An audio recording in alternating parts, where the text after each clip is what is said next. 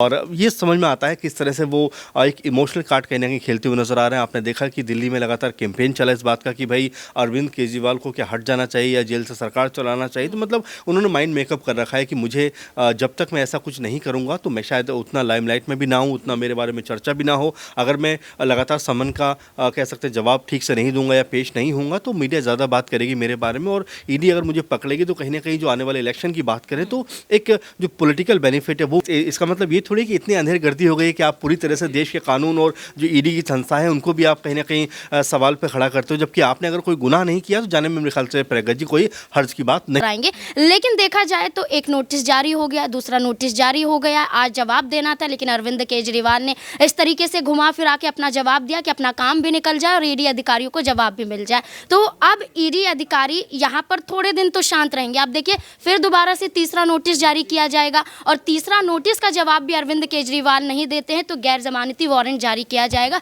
जो सीधे तौर पर अरविंद केजरीवाल को कोर्ट ले जाएगा और कहीं ना कहीं गिरफ्तारी तो तय मान लीजिए, क्योंकि यहाँ पर अरविंद केजरीवाल सोच रहे हैं कि वो बच जाएंगे ये तमाम चीज़ें करके, लेकिन वो यहाँ पर अपने ही पैर पर कुल्हाड़ी मार रहे हैं। मुझे तो लगता है कि अरविंद केजरीवाल सिंपैथी पाने की कोशिश कर रहे हैं, क्योंकि बात करें यहाँ पर कि अरविंद केजरीवाल सिर्फ और सिर्फ ये कहते हैं कि केंद्र सरकार ने आम आदमी पार्टी को इतना टॉर्चर कर दिया, इतने केस दर्ज कर दिए, हमारे इतनी योजनाओं को रोकने का काम किया, तमाम तरीके से वो कहते हुए नजर आए। लेकिन आपको बता दें कि जितने भी आरोप लगाए जा रहे हैं, जितनी भी बातें कही जा रही हैं, अरविंद केजरीवाल जो कहते हैं यहाँ पर कहीं ना कहीं जो आप कह रही हैं उस बात में भी सच्चाई नजर आती है कि वो खुद चाहते हैं कि वो गिरफ्तार हो जाए और उसके बाद जनता के बीच में जाके ये दिखाने की कोशिश की जाए कि जानबूझकर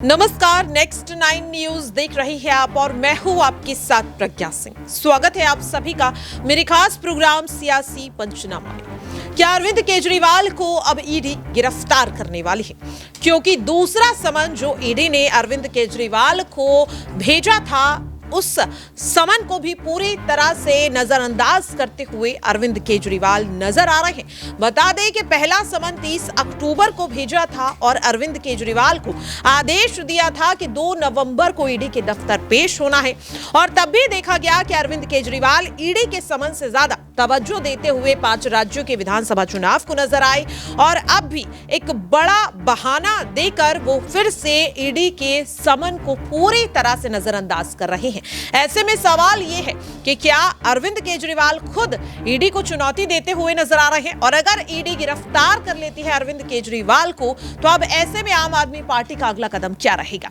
क्या अब अरविंद केजरीवाल खुद चाहते हैं कि ईडी उन्हें गिरफ्तार कर ले ताकि 2024 के लिए इसे राजनीतिक मुद्दा बनाया जा सके? इसी सवाल को न्यूज रूम में तमाम सहयोगियों से समझेंगे। सबसे पहले मेरे साथ मेरे सहयोगी अमन जी हैं। देखिए, ईडी को लेकर बार बार जिस तरीके से आम आदमी पार्टी एक हवा बनाने की कोशिश कर रही है, ये दिखाने की कोशिश कर रही है कि ईडी अरविंद केजरीवाल को जेल डालने के लिए पूरी तरह से तैयार है, लेकिन अरविंद केजरीवाल भी तो खुद कहीं ना कहीं ईडी का, उसके आदेश का अपमान कर रहे हैं। पहले 5 राज्यों के चुनाव के लिए वो निकल जाते हैं मध्य प्रदेश, और अब भी वो इस तरह की चीज करते हुए नजर आए। सवाल यही है कि बार बार ईडी के समन को इस तरह से नजरअंदाज करना अरविंद केजरीवाल के मन में आखिरकार क्या चल रहा है? देखिए, बिल्कुल, और जैसा कहा भी जाता है कि राजनीतिक बनना और राजनीति में शामिल होना और राजनीति को करना अपने आप में एक कला है, और कहीं ना कहीं मुझे लगता है कि ये कला अब अरविंद केजरीवाल को अच्छे से आ गई है, क्योंकि लगातार वो जिस तरह से टाल मटोल वाला रवैया अपना रहे हैं, और जैसे आज तारीख थी लेकिन वो निकल जाते हैं मेडिटेशन के लिए और अपने आप को कहते हैं कि भाई मैं 30 तक वहाँ बिज़ी हूँ और मैं अभी नहीं आ सकता। और ये समझ में आता है किस तरह से वो एक इमोशनल कार्ड कहीं ना कहीं खेलते हुए नजर आ रहे हैं। आपने देखा कि दिल्ली में लगातार कैंपेन चला इस बात का कि भाई अरविंद केजरीवाल को क्या हट जाना चाहिए या जेल से सरकार चलाना चाहिए। तो मतलब उन्होंने माइंड मेकअप कर रखा है कि मुझे जब तक मैं ऐसा कुछ नहीं करूँगा तो मैं शायद उतना लाइमलाइट में भी ना हूँ, उतना मेरे बारे में चर्चा भी ना हो। अगर मैं लगातार समन का कह सकते जवाब ठीक से नहीं दूंगा या पेश नहीं होऊंगा तो मीडिया ज़्यादा बात बात करेगी मेरे बारे में, और ईडी अगर मुझे पकड़ेगी तो कहीं ना कहीं जो आने वाले इलेक्शन की बात करें तो एक जो पॉलिटिकल बेनिफिट है वो मुझे मिलता हुआ नजर आएगा। क्योंकि आप देखिए जिस तरह से अभी मीटिंग में भी जो ममता बनर्जी उन्होंने खरगे का नाम लिया और तुरंत अरविंद केजरीवाल का समर्थन उनको मिल जाता है। तो ऐसे में उससे पहले भी अरविंद केजरीवाल कई लोगों से मुलाकात करते हैं, वो उद्धव से मुलाकात करते हैं, ममता से मुलाकात करते हैं, स्टालिन से मुलाकात करते हैं। तो ये बताता है कि अब वो लगातार एक्टिव हो रहे हैं और लगातार अपना जो कह सकते हैं कुनबा है वो लगातार बढ़ाने का प्रयास कर रहे हैं। तो ये मान के चला जाना चाहिए कि अरविंद केजरीवाल को भी अब ये कला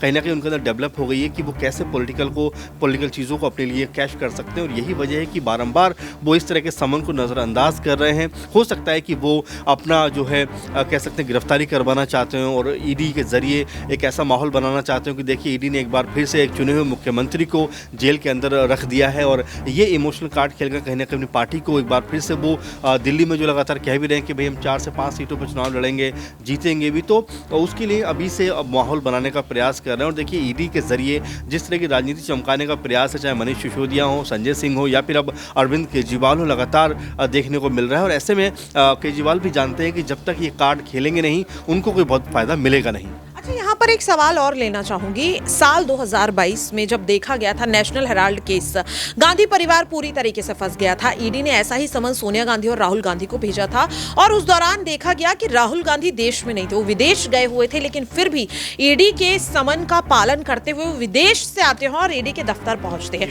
और ऐसे में अरविंद केजरीवाल रैली करने चले जाते हैं और अब वो एक यात्रा के लिए निकल गए। हालांकि आम आदमी पार्टी कह रही है कि ये सब कुछ पहले से डिसाइड था, 10 सालों में वो हर साल जाते हुए नजर आ रहे हैं। लेकिन क्या वाकई में उनकी ये यात्रा या फिर चुनावी रैली ईडी के समन से ज्यादा जरूरी है, या फिर जानबूझकर अरविंद केजरीवाल ये दिखाने की कोशिश कर रहे हैं कि मैं चाहे कुछ भी करूं, ईडी अगर मुझे गिरफ्तार भी कर लेगी, लेकिन जनता का जो मेरे पास समर्थन है, ये समर्थन ओवर कॉन्फिडेंस नहीं लग रहा है? देखिए बिल्कुल, और जाहिर सी बात है, चाहे आपने सही जिक्र किया, चाहे वो कोई भी हो, देखिए चाहे वो राहुल गांधी हो या वो हेमंत सोरेन हो या वो कोई और अन्य नेता हो या कोई अच्छे पद पर बैठा व्यक्ति हो, देखिए जब ईडी का बुलावा आए और देखिए वो संवैधानिक संस्था है और एक तरीके से वो अपना काम करती है, अगर उसको किसी चीज़ पर शक है और कोई चीज़ आपसे पूछताछ करना चाहती है, बहुत सारे सवाल ऐसे होते हैं, जाहिर बात है आपसे ही वो कहीं ना कहीं पूछेगी। लेकिन आप अगर इस तरह टालमटोल वाला रवैया अपनाएंगे, फिर आप कहते हैं कि हम कानून की हर चीज़ों के साथ में खड़े रहते हैं और हमारे ऊपर ये जो है बिला वजह का जो बीजेपी है, सो सरकार है, लगातार हमारे ऊपर लांछन लगा रही। देखिए अगर आप स्पष्ट हैं, आपके अंदर कोई दोहरावपन नहीं और आपने कोई गलती नहीं की, तो मेरे ख्याल से आपको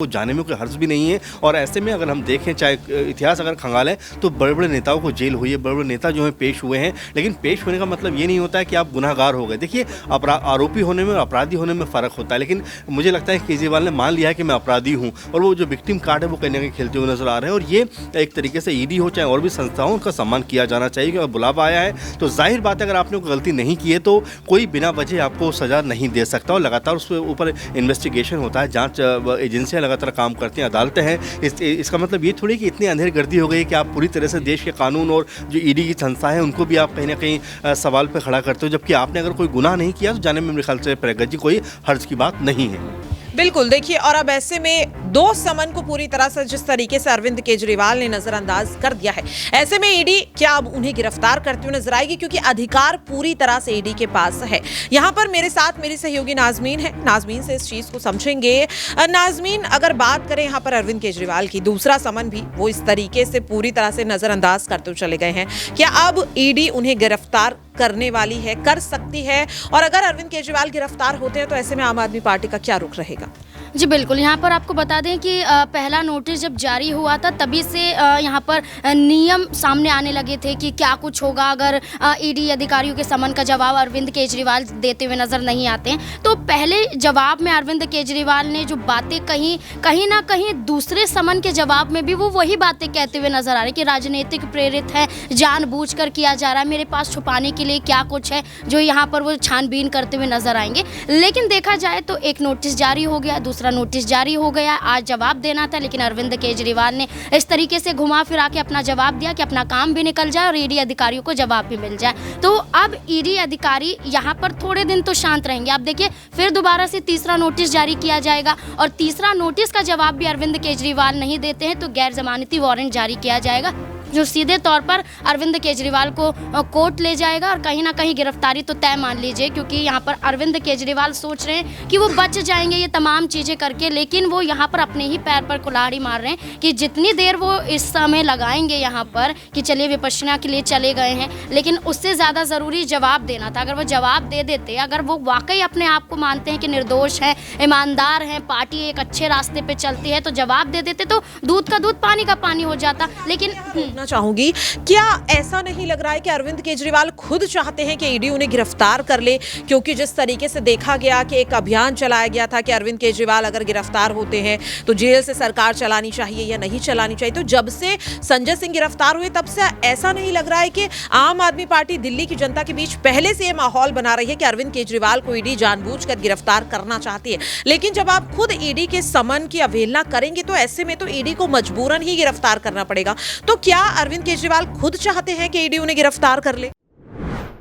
मुझे तो लगता है कि अरविंद केजरीवाल सिंपैथी पाने की कोशिश कर रहे हैं, क्योंकि बात करें यहाँ पर कि अरविंद केजरीवाल सिर्फ और सिर्फ ये कहते हैं कि केंद्र सरकार ने आम आदमी पार्टी को इतना टॉर्चर कर दिया, इतने केस दर्ज कर दिए, हमारे इतनी योजनाओं को रोकने का काम किया, तमाम तरीके से वो कहते हुए नजर आए। लेकिन आपको बता दें कि जितने भी आरोप लगाए जा रहे हैं, जितनी भी बातें कही जा रही हैं, अरविंद केजरीवाल जो कहते हैं यहाँ पर कहीं ना कहीं जो आप कह रही हैं उस बात में भी सच्चाई नज़र आती है कि वो खुद चाहते हैं कि वो गिरफ्तार हो जाए और उसके बाद जनता के बीच में जाके ये दिखाने की कोशिश की जाए कि जानबूझकर अरविंद केजरीवाल को गिरफ्तार कर लिया गया। वाकई में देखिए, देखना काफी अहम होगा कि क्या अब वाकई में ईडी अरविंद केजरीवाल के खिलाफ कोई कड़ा एक्शन लेती हुई नजर आएगी, क्योंकि दूसरा समन भी जिस तरीके से अरविंद केजरीवाल ने लिखित रूप से अपना जवाब दे दिया है, जिसमें वो कहते हुए नजर आ रहे हैं कि मेरे पास छुपाने के लिए कुछ नहीं है। अगर छुपाने के लिए कुछ भी नहीं है तो फिर आखिरकार भाग क्यों रहे हैं? भागने के पीछे की वजह यहाँ पर क्या हो सकती है, ये देखना काफी अहम होगा। और क्या